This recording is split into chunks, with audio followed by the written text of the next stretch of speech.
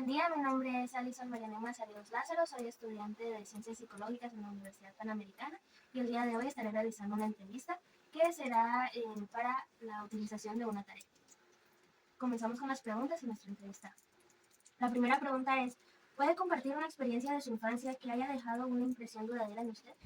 Sí, recuerdo, tal vez lo que siempre me acuerdo, porque siempre estábamos como familia unidos, fue que por necesidad de trabajo mi papá tuvo que salir del departamento donde éramos y mi mamá y mi hermano pequeño, en ese momento solo estábamos los dos, se fueron con él y me quedé yo con mi abuela durante más o menos 2 años. Siento que eso me dolió bastante porque ya hacía falta, nunca nos habíamos separado y de alguna manera fue difícil para mí tratar de llevar ese distanciamiento porque no nos mirábamos seguido. Tal vez nos vimos durante esos 2 años unas 2 o 3 veces al año. Tal vez una situación de abandono o de separación no es muy agradable para mí. Eso me lleva a la segunda pregunta, donde se me puede hablar de algún momento de su vida en el que haya enfrentado un desafío significativo y cómo esto lo logró superar durante su vida. Pues, normalmente a mí me han gustado los retos de nuevos proyectos, o sea, pero siempre ha estado alguien a la par mía, acompañándome, guiándome.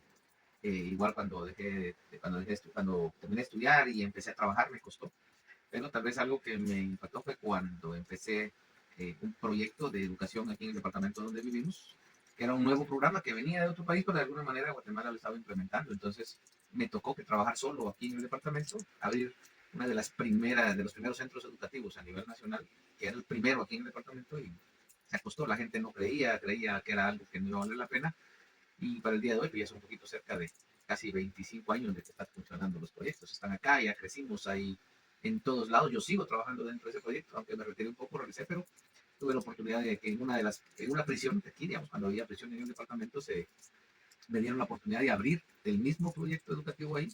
Un poco más difícil porque había que trabajar con gente grande, pero creo que se logra. Entonces siempre me ha gustado porque son proyectos que hasta el día de hoy sobreviven y están dando frutos. Tal vez no como quisiéramos, pero que están dando frutos ya a nivel del departamento donde estamos y a nivel nacional. Y en un tema más hacia lo sociocultural, hacia sus experiencias, me imagino que ha interactuado gracias a su trabajo en la diversidad cultural. ¿Cómo ha interactuado con personas de diferentes culturas y qué ha aprendido de estas interacciones? Pues igual creo que como todo ser humano lo aprendimos de mala manera. O sea, así como le mencionaba el proyecto anterior, eh, me tocó que pelear contra una cultura educativa en ese momento.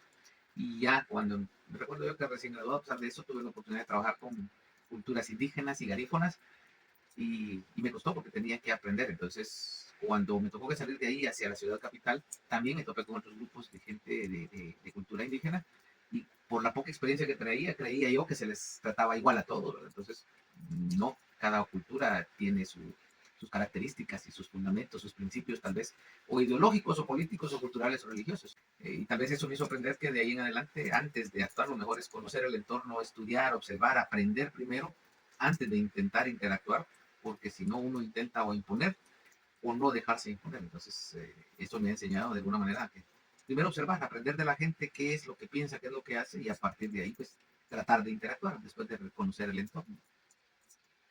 Y siguiendo la misma área sociocultural, hablando más de su aprendizaje, ¿nos podría contar de alguna figura pública o un líder que admira y que haya influido en su vida y en sus decisiones? Es difícil porque normalmente en cada época de mi vida ha habido historias. A mí me gusta mucho la historia, me encanta la historia. Entonces he aprendido de líderes que en su momento fueron buenos. Por ejemplo, eh, líderes romanos que fueron muy buenos, pero que cuando uno estudia otros aspectos de su vida tal vez no eran tan buenos como uno lo ve. Pero en el momento histórico que les tocó tomar decisiones, pues lo hicieron bien. Tenemos a Gandhi, por ejemplo, su lucha por la independencia de su país, pero en su vida personal no era el mismo criterio de repente. Entonces uno choca al conocer las realidades, pero entiende de que en ese momento histórico fueron líderes eh, que pudieron tomar la batuta de lo que hacían.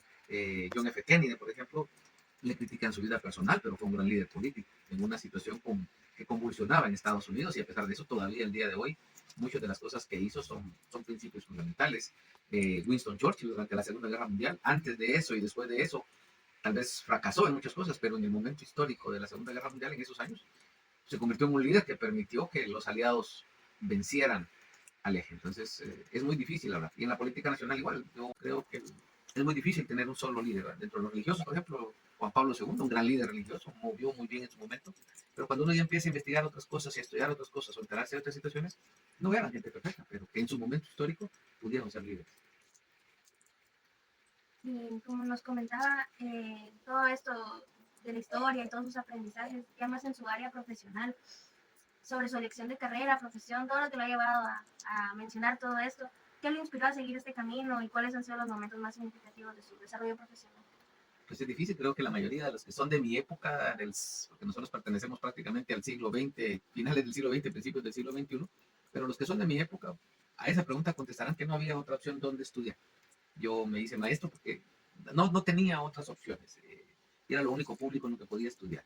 Pero me di cuenta que de alguna manera los propósitos de Dios son extraños y el trabajo donde iba siempre terminaba relacionándome con gente, capacitando gente, siempre terminaba en la parte educativa y aunque intenté trabajar en muchas otras cosas, siempre terminaba en relación con grupos de personas y en capacitación. Entonces, bien, he aprendido mucho de eso, entonces me ha permitido desarrollar habilidades en el trato con la gente. No me hace perfecto, pero me permite desarrollar con la gente. Y de alguna manera tal vez lo que más me agrada es el impacto que tengo en algunos estudiantes, tanto adolescentes, porque yo soy maestro en primaria, soy maestro de educación media, tengo la oportunidad de trabajar en la universidad, entonces no puedo decir que los impacto a todos de la misma manera. En algunos siempre los docentes impactamos negativamente, en otros no tenemos un impacto tan grande, pero en otra gente sí podemos de repente ser un impacto que les permita como enfocar su vida de una manera diferente. Y yo siempre he dicho que el papel o la labor del docente en cualquier nivel es tratar de transformar o ayudar a transformar una persona a la vez. Y si lo logramos hacer, pues ese será nuestro propósito y algo bueno que hemos hecho en nuestra vida. Sí. Para finalizar, en su trayectoria laboral, me imagino que ha enfrentado desafíos importantes. Y ya sea en proyectos o en situaciones, ¿cuál de estos ha sido los que más lo han marcado? ¿Cómo lo superó y qué lecciones aprendió? Yo siempre he pensado que cuando gana uno, ganamos todos. Entonces, tal vez el proyecto más grande en esa parte es dentro de la experiencia, no solo laboral, sino de mi vida personal, es cuando enfrento el intentar trabajar en una organización donde se busca el bien común, pero hay que luchar contra intereses muy personales de gente que le gusta el poder, de gente que quiere aprovecharse de los demás o de demostrar que tiene poder sobre los demás. Entonces, es complicado. Pero creo que lo que aprendí desde mi niñez, lo que hablaba de mi familia, el abandono, que no fue un abandono que no me quisieran, sino por trabajo, el hecho de enfrentar un proyecto educativo ante una sociedad que no le creía, me dio las herramientas para poder ser, si no buen negociador, de repente buen diplomático en algunas cosas. Entonces, el objetivo ahorita es lograr mantener a nuestro gremio como maestros, a un magisterio, le decimos nosotros, unido, o sea, enfrentando problemas de la coyuntura en este momento, que no solo no es una coyuntura nacional, sino internacional, donde la gente que tiene poder económico o político lo que quiere es eh, confundirnos, dividirnos, porque hay muchos intereses en juego. Entonces, eh, tal vez ese es el reto más grande y que nos está costando, porque no solo es de enfrentar intereses grupales, sino personales. Porque hay gente que viendo el poder en estas situaciones intenta aprovecharse de eso para sacar beneficio personal. Así que nos vamos con mucho después de estas preguntas. Pues espero haber servido de algo. Muchas gracias y esta ha sido la entrevista del día.